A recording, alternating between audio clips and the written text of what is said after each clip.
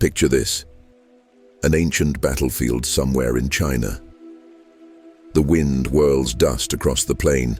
Two armies stand face to face, banners swaying, spears ready, and silence pressing on every warrior's chest. The soldiers wait for the order to advance, but something strange happens. One side already seems defeated before the first arrow is released. Their posture falters, their gaze is heavy, their spirit subdued. They haven't lost men or weapons. They've lost their will. The battle has been won, not with steel, but with psychology. This is exactly what Sun Tzu meant in The Art of War when he wrote, "The supreme art of war is to subdue the enemy without fighting. Victory is not always born from strength, but from shaping the mind of the opponent before the clash begins." Now, let's bring this idea into the modern world. Imagine you are walking through a shopping mall. Someone approaches you with a request, maybe for your attention, your contact, or even your trust. You feel as though you are making a free choice, weighing your options rationally. But are you? Or has your decision already been influenced, long before the question was asked? Researchers at the University of Leuven in Belgium ran a fascinating study that illustrates this perfectly. They showed different groups of people ordinary images of household objects, but each image had a distinct background. For some, the background showed a lone figure. For others, two figures standing apart. For a third group, two people standing shoulder to shoulder, close together. Later, during what seemed like an unrelated part of the experiment, the researchers accidentally dropped several objects on the ground. Who do you think helped? Only about 20% of the first two groups offered assistance. But in the third group, the one that had simply seen an image of togetherness, nearly 60% of the participants bent down to help. And here's the astonishing part. The participants weren't adults who could rationalize the meaning of those pictures. They were infants, barely a year and a half old, without developed logic or speech. What this shows is both powerful and unsettling. Our minds are shaped by subtle cues we barely notice. Images, words, and contexts act like seeds planted in the soil of our awareness. We believe our decisions are free, but in truth, they sprout from ground already prepared for them. Eastern philosophy has been telling us this for centuries. The Buddha taught, "The mind is everything. What you think, you become." Yet, in today's world, filled with endless advertising, constant social media feeds, and carefully crafted messages, this idea becomes almost terrifying. If the mind is everything, and if the mind is so easily shaped, then how free are we? Really? Most of us would like to believe we're different. I think for myself, I'm not easily influenced. But studies published by the American Psychological Association on the phenomenon of priming, the unconscious activation of ideas, show that almost everyone denies being influenced, even when their behavior changes drastically because of a tiny, almost invisible detail. The conscious mind says, "I decided." But in truth, the decision was often planted before awareness even caught up.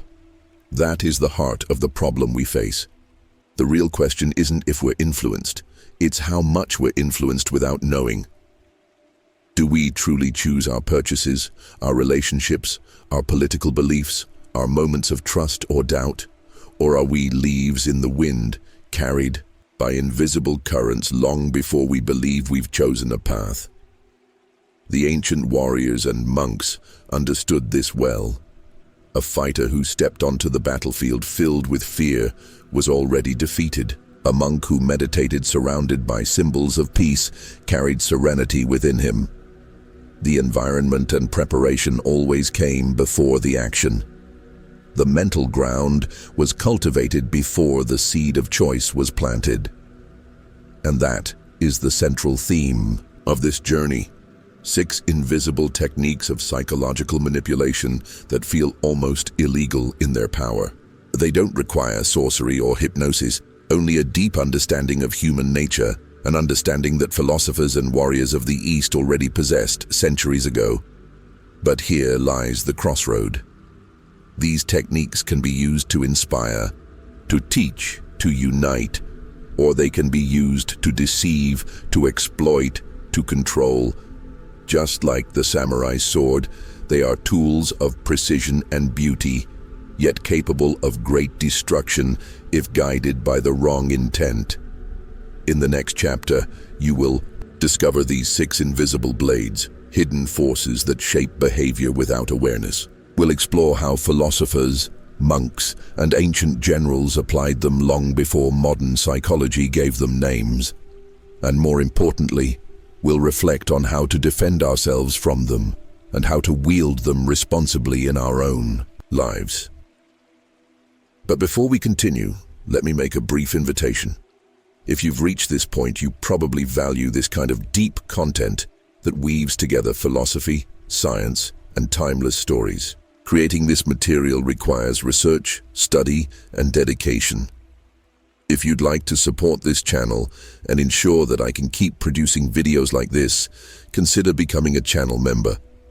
Your support not only sustains this work, but helps build a community where knowledge and reflection can thrive. Now, take a deep breath. You've just stepped into the invisible field of the mind. In the next chapter, we will uncover the 6 hidden swords of influence. Be prepared, because once you see them, you will never look at human interaction the same way again. In the first part of our journey, we discovered that the mind is not a fortress. It is a garden. Seeds are planted constantly, by words, by symbols, by the silent weight of context. Now it is time to step into the armory and see the 6 invisible swords, subtle techniques of influence that shape our choices without our awareness. Each sword is ancient, yet alive today. Each is sharp enough to cut through reason and reach directly into the unconscious. Sword 1. The terrain. Shapes. The battle. Sun Tzu taught that victory often depends less on strength and more on the ground, beneath your feet. The general who understands the terrain already controls the outcome. Modern psychology proves the same is true for the battles of everyday life. In a study conducted at Stanford University, researchers altered nothing but the background image on a shopping website. Half of the visitors saw clouds, soft, gentle, comforting. The other half saw coins. The results?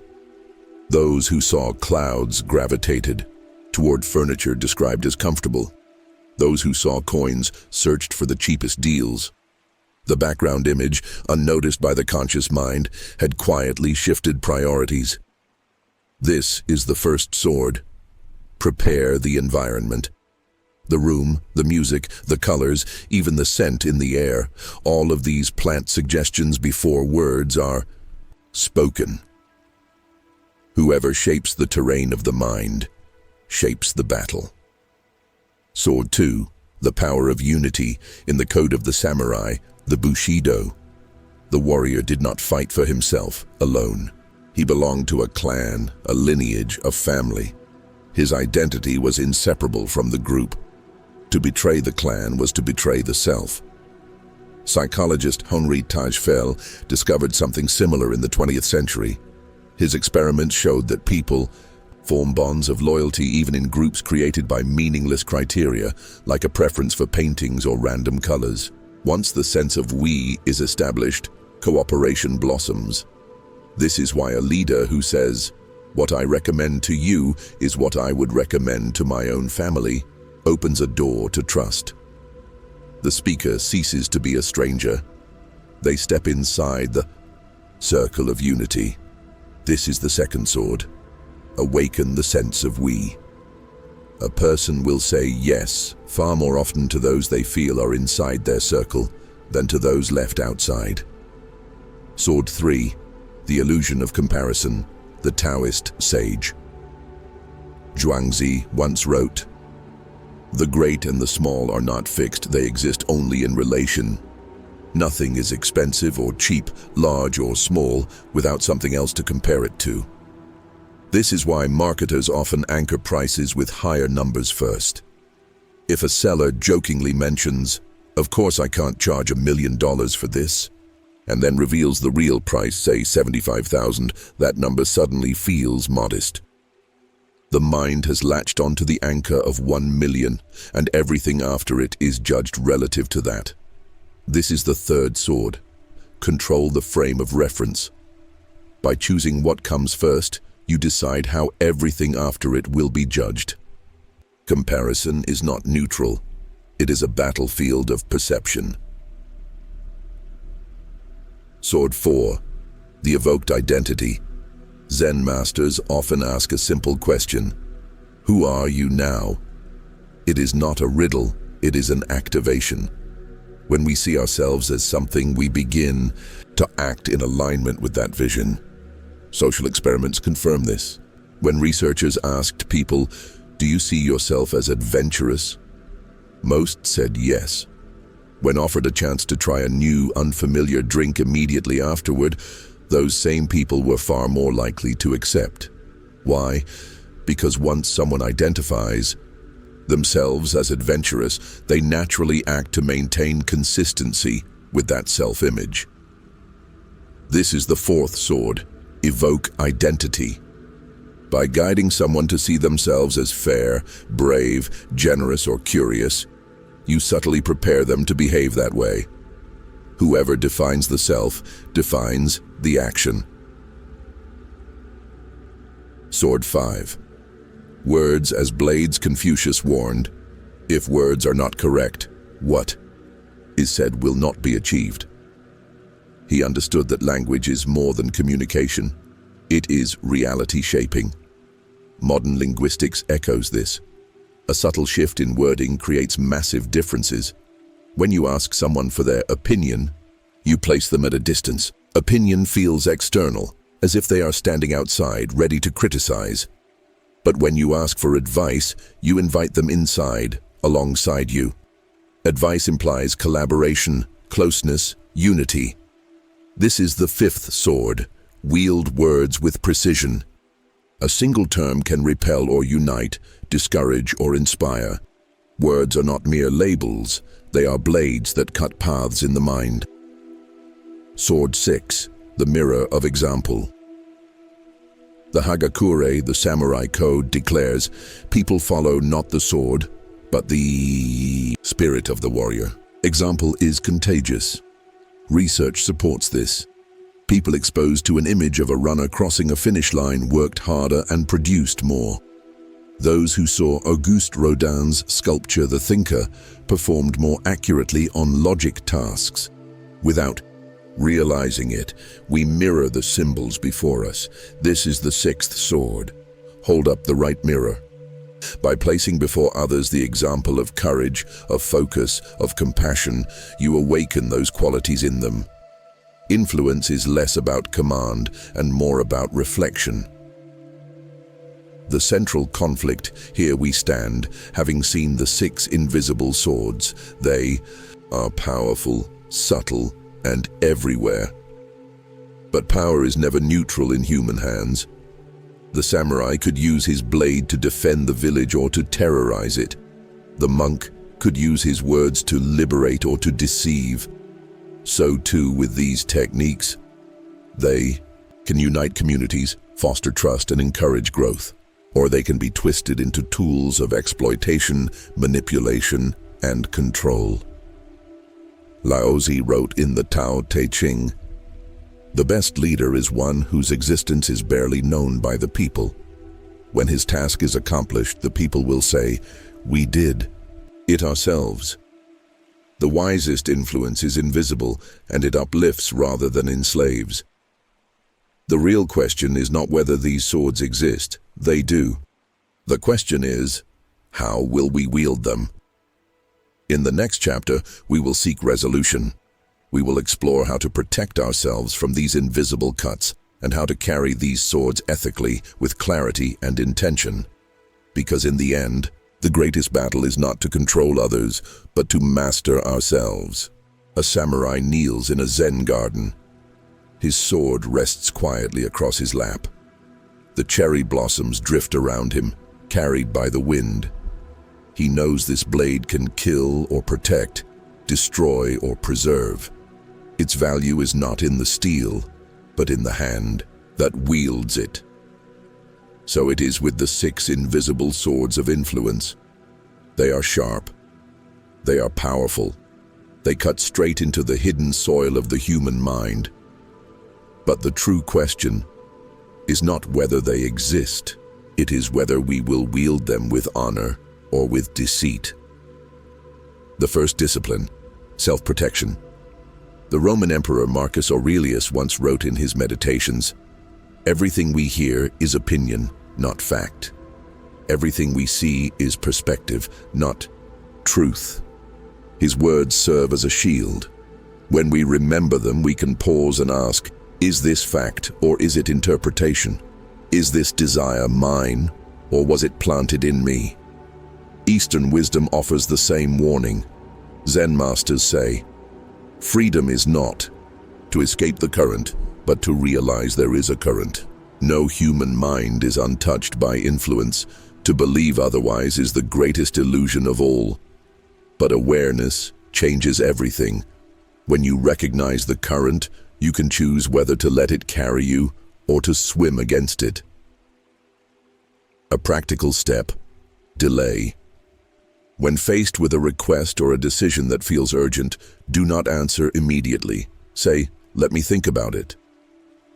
This single pause is often enough to break the unconscious momentum created by priming. Time itself is one of the strongest defenses against manipulation. The second discipline. Ethical use. Confucius believed that society could only be stable if words were used properly. If words are not correct, he said, then what is said will not be in accordance with the truth. Lao Tzu added in the Tao Te Ching, "The sage leads without forcing, teaches without words, and accomplishes without domination." These teachings remind us that influence is not evil by nature. Influence is inevitable. Every gesture, every phrase, every silence influences those around us. The question is whether we use these tools to exploit or to uplift. Modern leadership research confirms this. A 2019 article in the Harvard Business Review found that leaders who influence ethically by aligning the group's goals with fairness and transparency create long-term loyalty and trust. Leaders who manipulate for personal gain often achieve short-term results but lose credibility quickly. The lesson is clear: manipulation may win the day, but only integrity wins the years. The third discipline, intention. In Taoist philosophy, water is the perfect metaphor. Water adapts, flows, and nourishes all things.